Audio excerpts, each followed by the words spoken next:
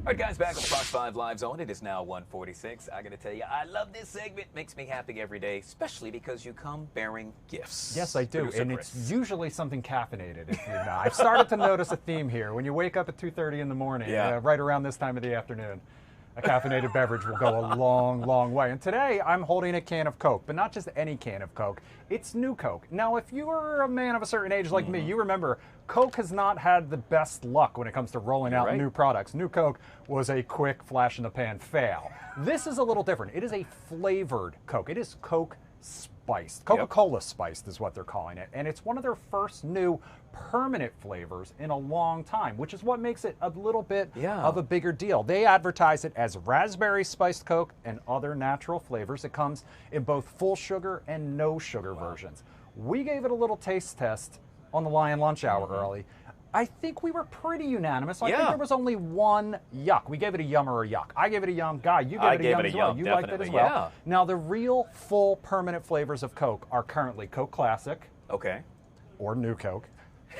Cherry Coke and Vanilla Coke. So this is only the fourth permanent flavor that they have added in their entire, multi-decade history. I remember maybe a year ago I tried Space Coke, I think. I know exactly what you're talking about. I enjoyed it. I'm going to have to respectfully disagree with you on that one. I did not like that one as much. Wow, it said it's supposed to taste like outer space now. How they're supposed to know that? I think whoever got the idea for that one was doing a little outer space activities, if you know what I'm talking about. Now, I will mention one other thing about this particular product, not a sponsorship as always. Right.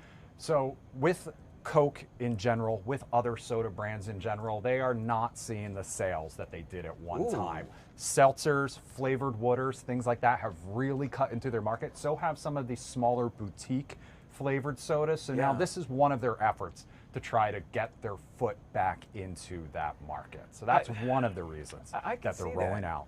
Yeah, cheers, right? You're right. We tried it earlier on Lion Lunch Hour. I liked it. I mean, it has somewhat of a raspberry hue taste to it. It's not too overpowering, and it still has that essence of Coke. Yeah, so. In terms of rankings, I would probably put Cherry Coke still at the top for me, followed by this, regular Coke, and then Coke Vanilla. Not a big fan of that. So that's, let me see, 1, 2, 3, 3 Cokes. Now you're about to talk about 1, 2, 3.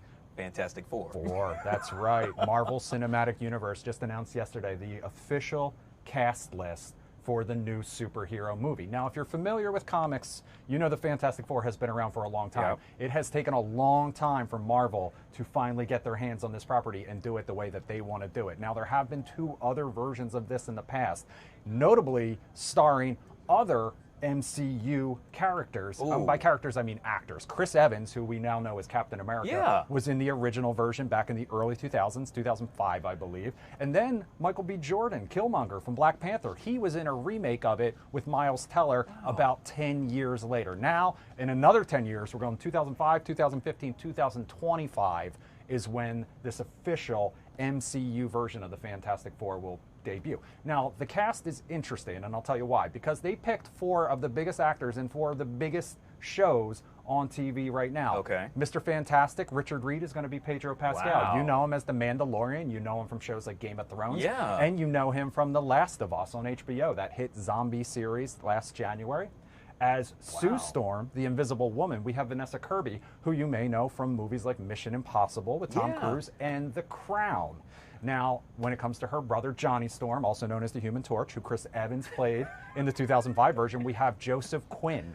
You may know him from Stranger Things. He had a scene-stealing role in the 5th season. And then, last but not least, we have the Thing, Ben Grimm. And this one is Eben Moss Backrack, who you might know from a show, The Bear. He's Cousin Richie, the scene-stealing actor in this. So it almost feels like Marvel was like, all right, let me just look at this board, see 4 of the biggest shows on TV. We'll just pluck one actor from each of them, throw them together as a team, and we've got ourselves the Fantastic Four. I think some fans feel great about Pedro Pascal. Everybody loves him, but in an earlier MCU version, there was like an alternate history timeline, Doctor Strange, and it was John Krasinski from The Office, and I think people really liked him, really wanted him to take the role. So I'm curious because evidently you are a fan. I'm a comic book guy, absolutely.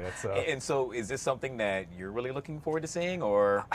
I'm cautiously optimistic. The Marvel Cinematic Universe, as it has grown and they've expanded into the Disney Plus streaming series, feel like it's lost its way a little bit. Those original, I mean, I'll say 20 or so movies in that first couple phases, ending with the Avengers Endgame. Yeah. And, I mean, that was really when it was in its prime, in my opinion. So hopefully they kind of right the ship a little and get back on course. Well, maybe they should add you as one of the writers. I mean, it couldn't hurt. I'm waiting for the phone call. Don't you worry. Hey, you guys want to see our superpower? Watch us disappear. Producer Chris, thanks so much for coming on the show. We'll be right back.